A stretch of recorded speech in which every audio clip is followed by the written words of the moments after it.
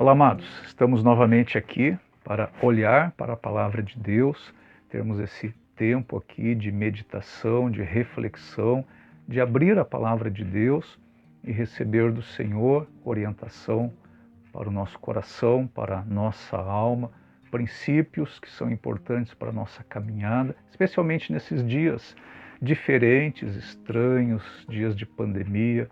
Muitas vezes nós estamos abatidos, desalentados, confusos, e nós precisamos tanto de um consolo que vem do trono da graça de Deus. Nós precisamos das palavras do Senhor que são vivas, que são eficazes, que penetram no nosso coração e trazem conforto, consolo, esperança, iluminação, e assim nós conseguimos ir em frente, avançando nessa caminhada, olhando para o Senhor e tentando entender aquilo que Ele deseja de cada um de nós. Então é uma bela oportunidade que nós temos de juntos meditarmos na Palavra de Deus. E já durante algumas semanas nós estamos trabalhando aqui a questão do esgotamento espiritual.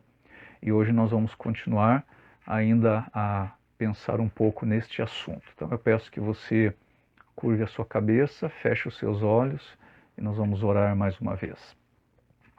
Nosso Deus, nós te agradecemos pela oportunidade de estudar a tua palavra nessa noite.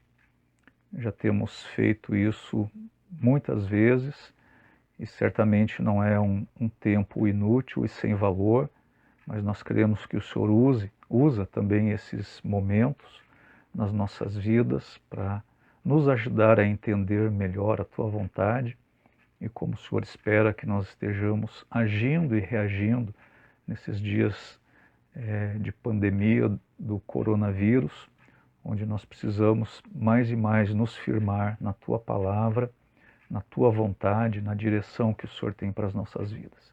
Então eu peço a tua bênção agora, ao continuarmos a estudar esse assunto de esgotamento espiritual. Que o Senhor nos abençoe, nos traga entendimento ao nosso coração e aplique a sua palavra na vida de cada um de nós. É o que eu peço em nome de Jesus. Amém.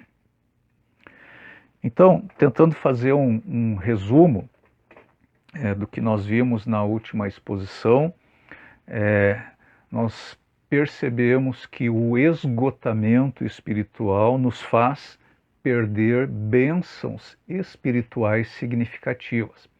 E nós estamos lembrando então de Isaías, capítulo 40, no versículo 31, onde ali nós vimos que quando nós estamos passando por uma experiência de esgotamento espiritual, nós perdemos a força, nós perdemos a perseverança, nós perdemos o entusiasmo.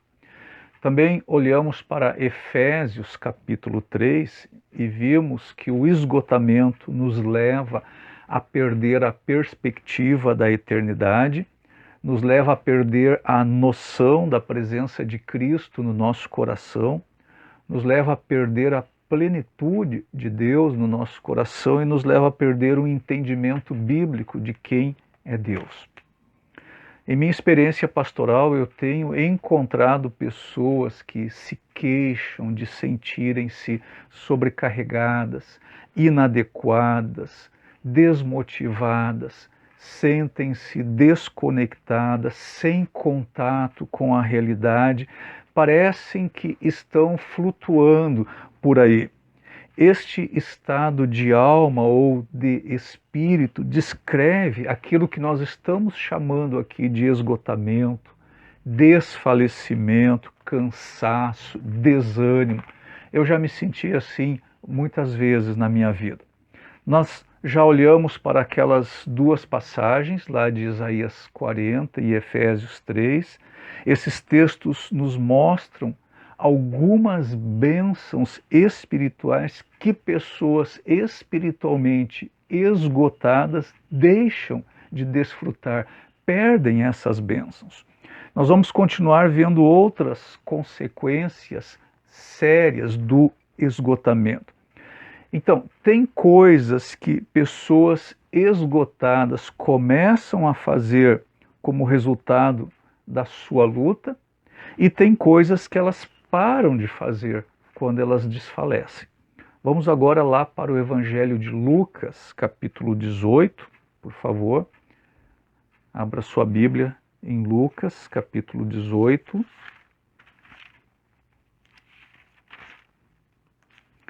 E nós vamos ler os versículos 1 a 8. Lucas 18, 1 a 8. Aqui em Lucas 18, o Senhor Jesus Cristo conta a parábola da viúva persistente, ou do juiz obstinado, né? E ele conta esta parábola aqui para encorajar os seus seguidores a não desfalecerem. É uma parábola que fala de orar, fala de oração. Pessoas esgotadas, elas têm dificuldades de orar. Agora vamos ler os versículos 1 a 8. Então Jesus contou aos seus discípulos uma parábola para mostrar-lhes que eles deviam orar sempre e nunca desanimar. Ele disse: em certa cidade havia um juiz que não temia a Deus nem se importava com os homens. E havia naquela cidade uma viúva que se dirigia continuamente a ele, suplicando-lhe: faze-me justiça contra o meu adversário.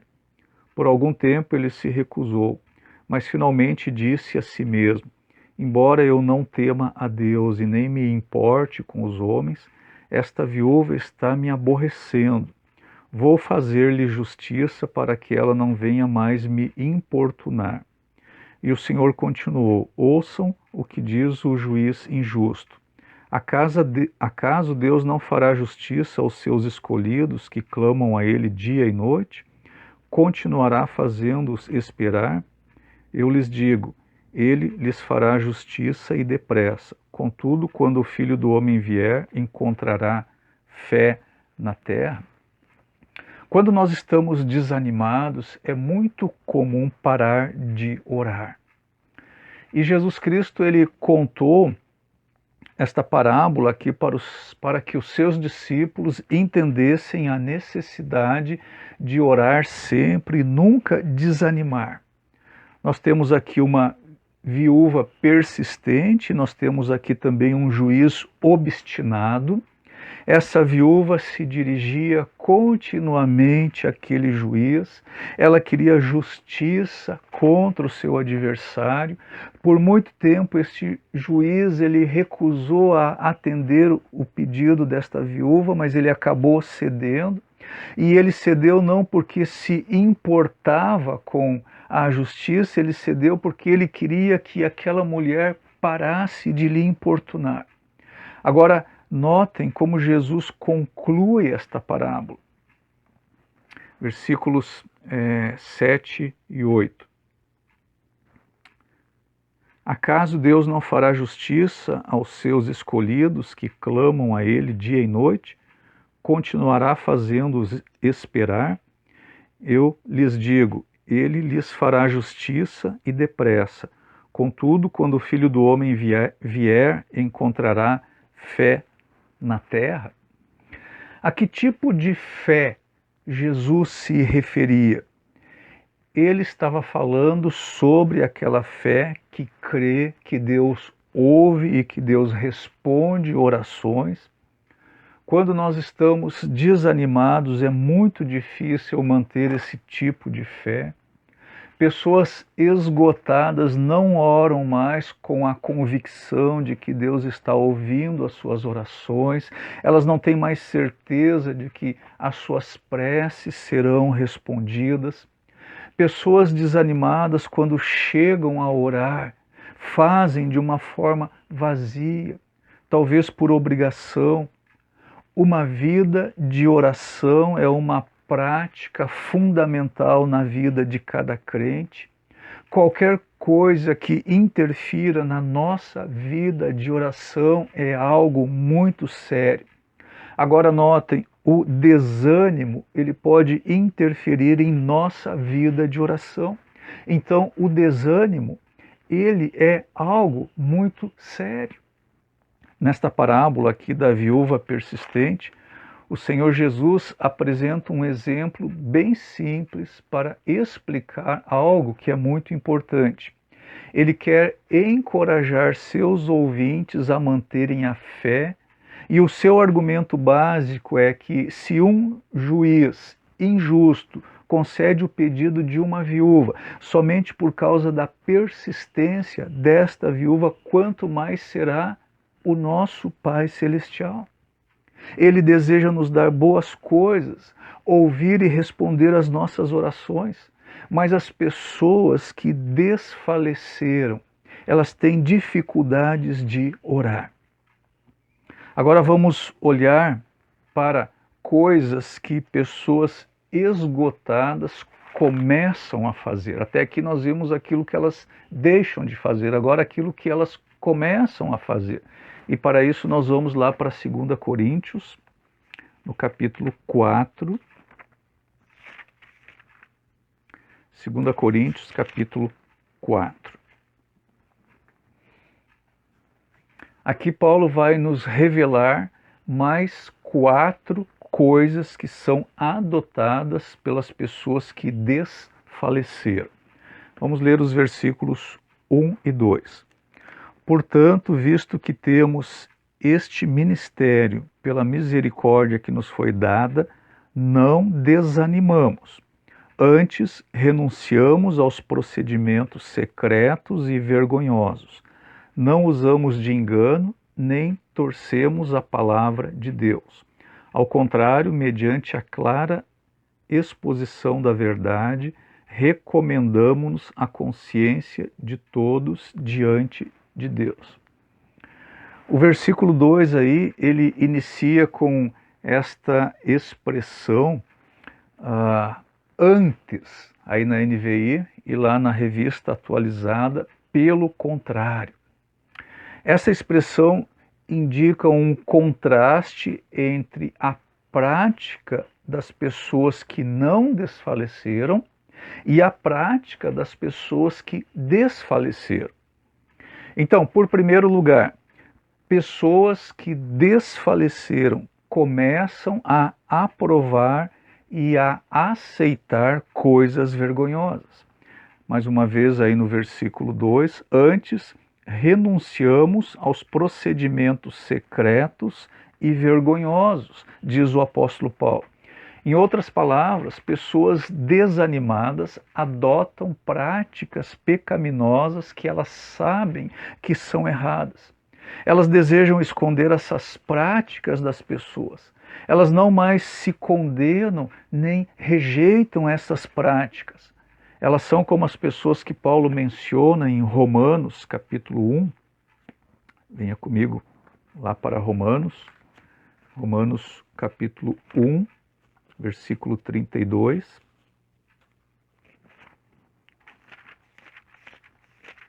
Romanos 1, 32. Embora conheçam o justo decreto de Deus de que as pessoas que praticam tais coisas merecem a morte, não somente continuam a praticá-las, mas também aprovam aqueles que as praticam. A mesma ideia aparece lá em Filipenses, no capítulo 3, versículo 19.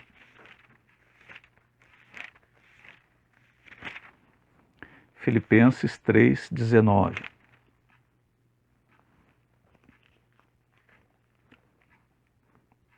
O destino deles é a perdição, o seu Deus é o estômago, e eles têm orgulho do que é vergonhoso. Só pensam nas coisas terrenas. Essas pessoas, elas se alegram com as coisas vergonhosas. Elas baixaram seus padrões e começaram a arranjar desculpas para um comportamento que antes elas consideravam pecaminoso. Por segundo, pessoas que desfaleceram começam a andar com astúcia e engano. Voltando lá para 2 Coríntios, no capítulo 4, versículo 2, nós lemos: não usamos de engano, diz o apóstolo Paulo. O que Paulo quer dizer com astúcia ou engano. Essa palavra ela é usada em vários lugares na Bíblia. Vocês estão lembrados da primeira vez em que esta palavra aparece na Bíblia? Está lá em Gênesis no capítulo 3.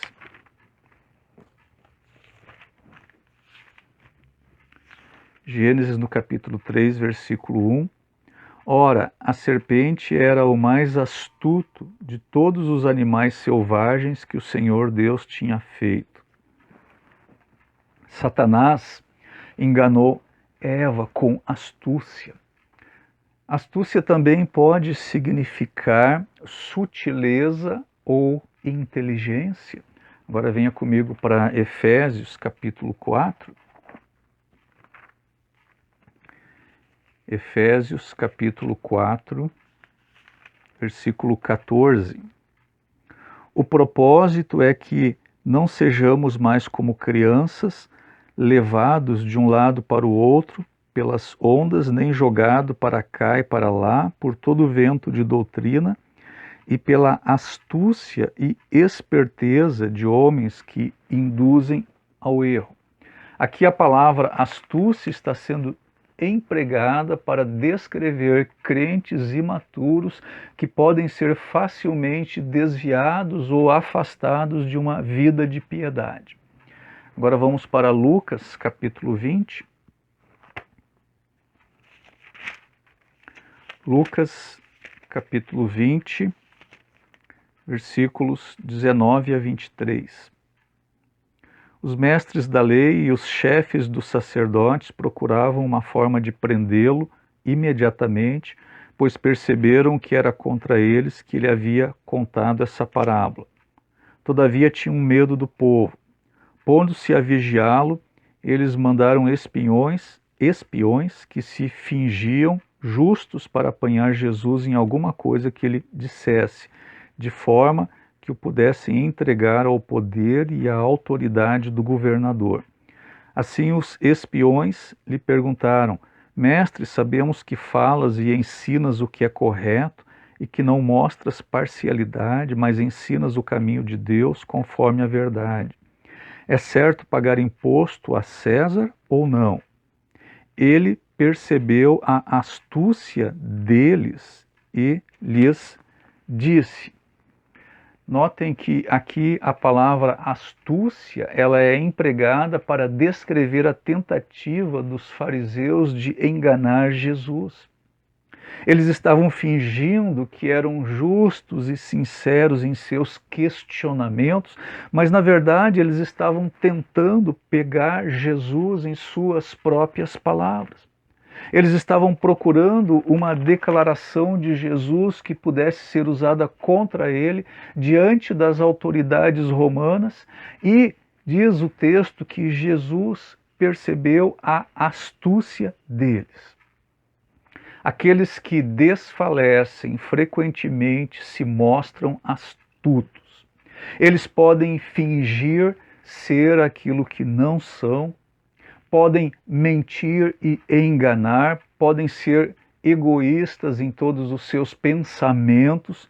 Pessoas desanimadas podem se tornar desonestas quanto àquilo que está acontecendo com elas, podem se tornar desonestas quanto às suas motivações e necessidades espirituais, podem até, em algum grau, enganar a si mesmas quanto ao que desejam ou quanto ao que são capazes de fazer.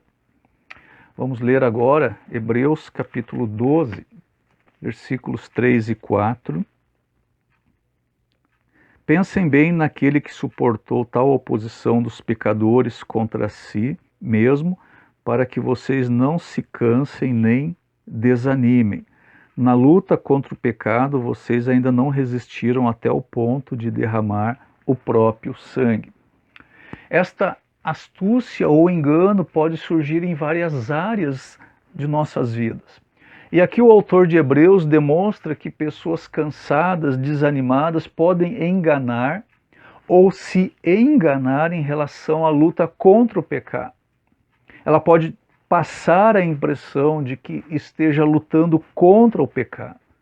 Parece estar resistindo ao pecado. Parece estar batalhando para levar uma vida santificada, mas na realidade ela não tem resistido ao ponto de derramar o próprio sangue. Agora, os leitores originais desta carta, eles compreenderam muito bem o que o autor estava dizendo aqui. Provavelmente eles se encontravam em Jerusalém, era provavelmente o ano 68 ou 69 da nossa era. As forças romanas já estavam fazendo ali um cerco em Jerusalém, que viria a ser destruída sob o comando do general Tito. As muralhas e o templo viriam a ser destruídos, a cidade ficaria em ruínas. Muitos crentes judeus estavam retornando ao judaísmo, estavam negando a sua fé, não estavam resistindo até o sangue. O desânimo e o cansaço de prosseguir os impedia de empreender grande luta contra o pecado. Possivelmente estavam apostatando e ainda assim pensando que estavam fazendo a coisa certa a ser feita naquelas circunstâncias. Pessoas esgotadas espiritualmente podem chegar ao ponto de desejar santidade, mas estão vivendo em astúcia e engano. É um engano que pode ser cometido contra elas mesmas ou contra outras pessoas, porque elas não estão dispostas a enfrentar a verdade sobre o seu pecado. Por terceiro, pessoas que desfalecem começam a adulterar a palavra de Deus. Novamente, 2 Coríntios 4, versículo 2. Nós lemos: nem torcemos a palavra de Deus, diz aí Paulo. Torcer ou adulterar significa enfraquecer e corromper algo pelo acréscimo de impurezas. Em outras palavras, pessoas esgotadas às vezes querem a Bíblia e mais alguma coisa.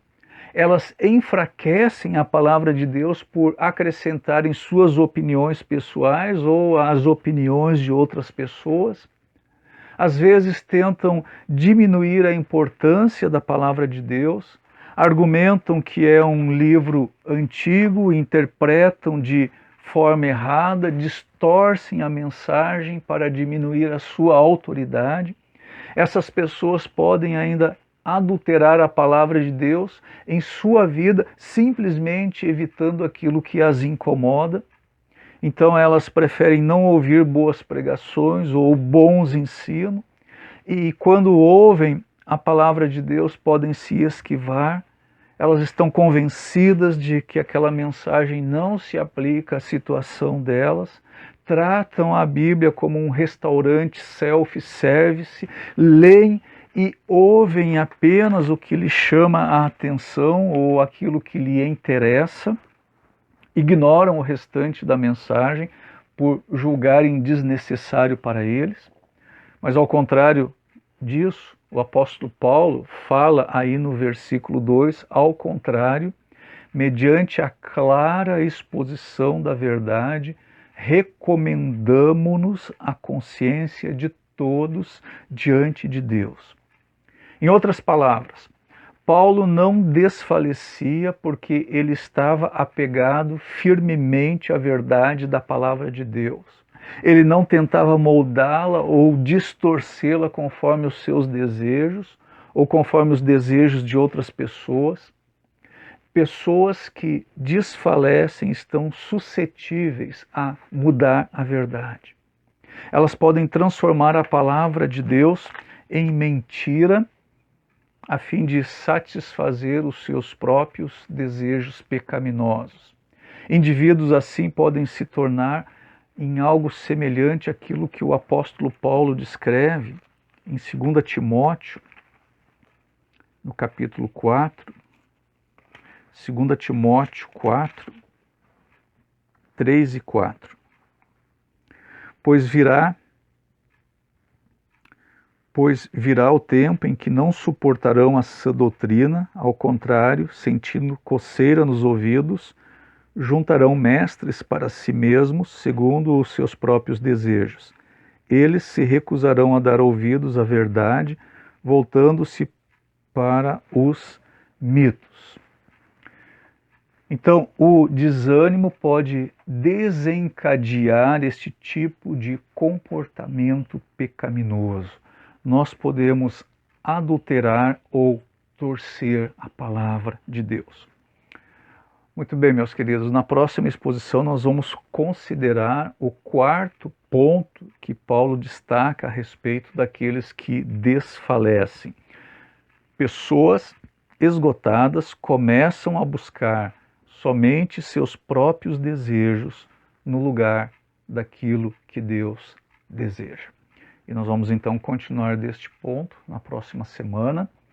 Eu agradeço a sua participação aqui conosco nesse devocional, e o meu desejo e a minha oração que Deus fale ao coração de todos nós e nos encoraje e nos faça pessoas sábias mediante o conselho e a ministração da sua santa palavra. Vamos orar mais uma vez?